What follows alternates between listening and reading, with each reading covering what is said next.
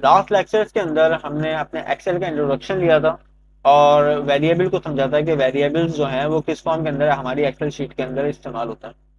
अगर आपने वो लेक्चर्स मिस कर दिए हैं, वो लेक्चर्स नहीं लिए, तो आप वो लेक्चर ज़रूर सुने, क्योंकि एक्सेल के अंदर जो वेरिएबल जिस फॉर्म में इस्तेमाल होते हैं वो आपको सेल्स को समझने में मदद करेंगे।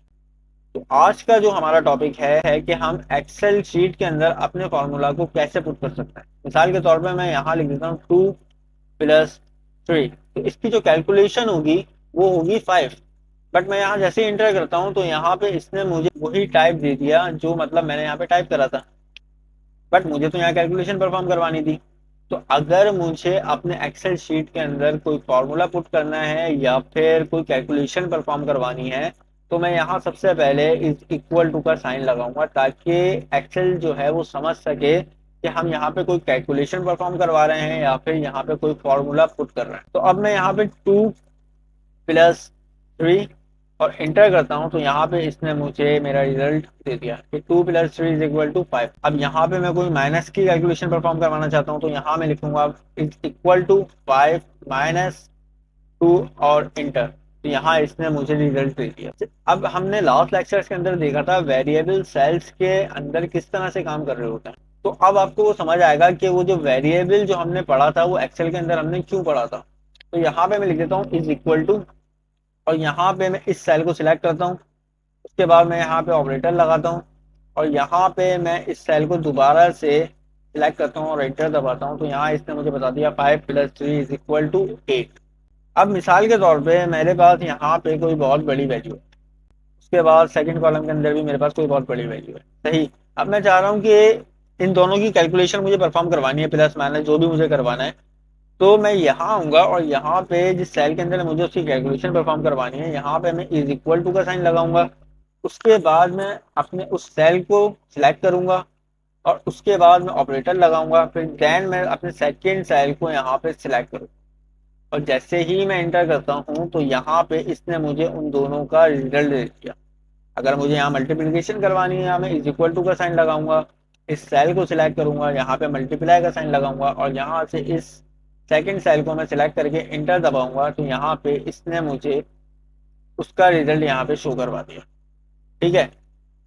अब आपको यहाँ पे समझ में आया होगा कि हमने जो वेरिएबल पढ़ा था सेल्स के नाम का, तो वो क्यों पढ़ा था। अब मेरे पास अगर बड़ी वैल्यूज हैं तो मैं बार बार उन वैल्यूज को लिखूंगा नहीं, एक दफा सिर्फ उसको सेल के अंदर पुट करूंगा। ठीक है। और उसके बाद मैं जस्ट उस सेल का नाम यूज करूंगा और जो जो मुझे कैलकुलेशन परफॉर्म करवानी है मैं उसको वहां पे परफॉर्म करवाता रहूंगा। मिसाल के तौर पे अगर मुझे कोई डिवीजन करवाना है, तो यहाँ पे मैं लिख देता हूँ 2578, यहाँ पे मैं लिख देता हूँ 8900, और यहाँ पर मैं आता हूँ इज इक्वल टू का साइन लगाता हूँ। यहाँ पे मैं उस सेल को सिलेक्ट करता हूँ, उस वैल्यू को नहीं लिख रहा मैं बार बार, मैं सिर्फ उस सेल को सिलेक्ट कर रहा हूँ। उस सेल का नाम उसने मुझे यहाँ पे दे दिया। उस सेल का नाम क्या है, एफ कॉलम के ऊपर वो है, और रॉ क्या है उसकी, 4। इसका जो सेल का नाम है वो मेरे पास क्या है, F4। तो F4 को मैं चाह रहा हूँ डिवाइड करवाना इस वाले सेल से, F6 सेल से, और इंटर करता हूं तो इसने मुझे यहाँ पे जो है मेरा डिवीजन शो करवा दिया। तो अब आपको एक बात क्लियर हुई होगी कि हमने जो लास्ट लेक्चर के अंदर वेरिएबल पढ़े थे तो वो क्यों पढ़े थे। वो सेल के बेसिकली नेम्स होते हैं और उसके अंदर जो भी वैल्यू होती है वो उसकी कैलकुलेशन परफॉर्म करवा देता है आराम। उस सेल का नाम लिखें आप, और उस सेल के अंदर जो भी वैल्यू होगी, चाहे वो कितनी ही बड़ी क्यों ना हो, चाहे वो कितनी ही छोटी क्यों ना हो, उसकी कैलकुलेशन हम सिर्फ उस सेल के नेम से परफॉर्म करवा सकते हैं बार बार अपने एक्सेल शीट के अंदर। तो यहाँ पे हमें जो भी फॉर्मूला स्टार्ट करना है वो इज इक्वल टू के साथ करना है। ठीक है। और जो भी कैलकुलेशन परफॉर्म करवानी है एक्सेल शीट के अंदर, हमें वो इज इक्वल टू लगाना वहां पे लाजमी है, ताकि एक्सेल समझ सके कि हम यहाँ पे कोई कैलकुलेशन परफॉर्म करवाना चाह रहे हैं। सही। अब मिसाल के तौर पर मैं कोई इज इक्वल टू लगाता हूँ और जस्ट यहाँ कोई फॉर्मूला कोई कैलकुलेशन उसके अंदर परफॉर्म नहीं करवाता और इंटर कर देता हूँ, तो यहाँ पे मुझे एरर शो करवा दिया।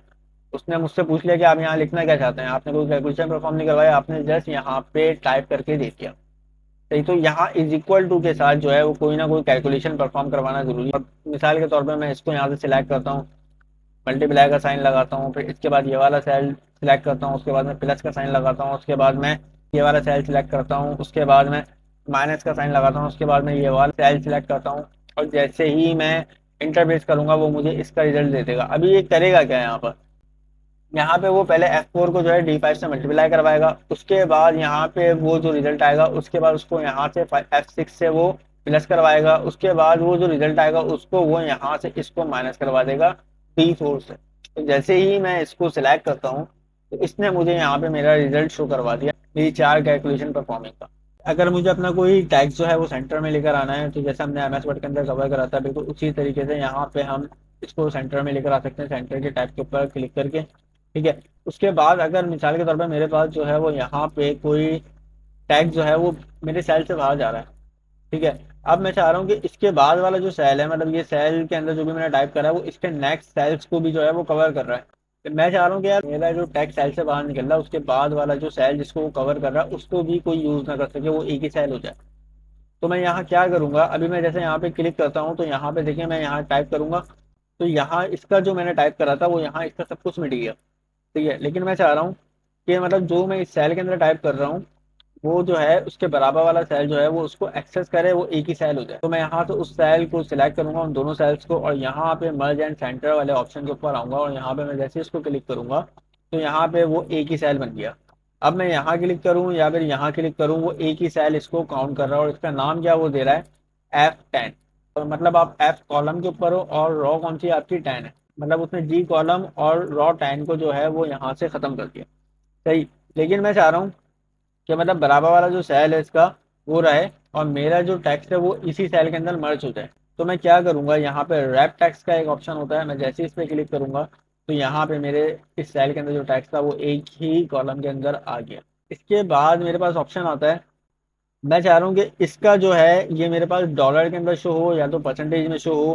ठीक है। तो मैं यहाँ से क्या करूँगा, मुझे बार बार डॉलर लगाने की ज़रूरत नहीं है। यहाँ पे मैं यहाँ क्या करूँगा, इस सेल को जस्ट सिलेक्ट करूँगा यहाँ से और यहाँ पर आकर परसेंटेज को सिलेक्ट कर लूंगा यहाँ से। अब यहाँ देखिए इसने मुझे परसेंटेज के साइन के साथ यहाँ पे उसने मेरी वैल्यू को दे दिया। अब मैं चाह रहा हूँ कि यार मेरे पास पॉइंट के बाद वाले जीरो ना आए, मैं जीरो को खत्म कर दूँ। ठीक है। तो मैं यहाँ इस सेल को सिलेक्ट करूंगा और यहाँ पे मेरे पास ये ऑप्शन है, मैं इंक्रीज डेसिमल और डिक्रीज डेसिमल, तो मुझे कम करना है। तो मैं यहाँ डिक्रीज डेसिमल के ऊपर जैसे ही क्लिक करता रहूंगा, मेरे जो पॉइंट्स के बाद जीरो आ रहे थे वो सारे उसने खत्म कर दिए। अब मैं चाह रहा हूँ कि यहाँ पे मेरे जीरो और इंक्रीज हो जाए, तो मैं यहाँ क्या करूँगा, पॉइंट के बाद जो मेरी वैल्यू है वो और इंक्रीज हो जाए। तो मैं यहाँ से इसको क्लिक करता रहूंगा, जितना मैं इसको क्लिक करूंगा उतना ही ये मेरे मुझे वो यहाँ से डेसिमल नंबर मेरा देता रहेगा। इसके बाद उसने डायरेक्ट यहाँ पे हमें कुछ ऑप्शन दिए हैं कि डॉलर में चाहिए आपको, डॉलर के ऊपर क्लिक करें। यहाँ पे डॉलर के अंदर मेरे पास वो वैल्यू आ गई। इसके बाद आप चाहें परसेंटेज में आए, परसेंटेज को क्लिक करें, परसेंटेज में आ गई दोबारा। और इसके अलावा अगर आपको और ऑप्शन चाहिए आप यहाँ आए और यहाँ से आप जस्ट यहाँ पे सिलेक्ट कर लें, आपको जिस फॉर्मेट में वो चाहिए। आपको टाइम फॉर्मेट में चाहिए आप टाइम में लिख लें, सही। आपको शॉर्ट डेट में चाहिए शॉर्ट डेट में लिख लें। ये कुछ बेसिक्स इसके ऑप्शंस थे जो आपको बताना जरूरी था। तो आज के लेक्चर के अंदर हमने सीखा कि एक्सेल के अंदर हम कोई भी फॉर्मूला कैसे पुट कर सकते हैं, अपने एक्सेल शीट को कैसे बता सकते हैं हम कि हमने इसके अंदर कोई कैलकुलेशन परफॉर्म करवानी है। और तो कुछ बेसिक्स ऑप्शन थे जो एमएस वर्ड से बिल्कुल हटके थे, तो हमने उसको कवर करा है आज। सही। उम्मीद करता हूँ आपको आज का लेक्चर समझ आया होगा। मिलते हैं इंशाल्लाह नेक्स्ट लेक्चर के साथ अपने।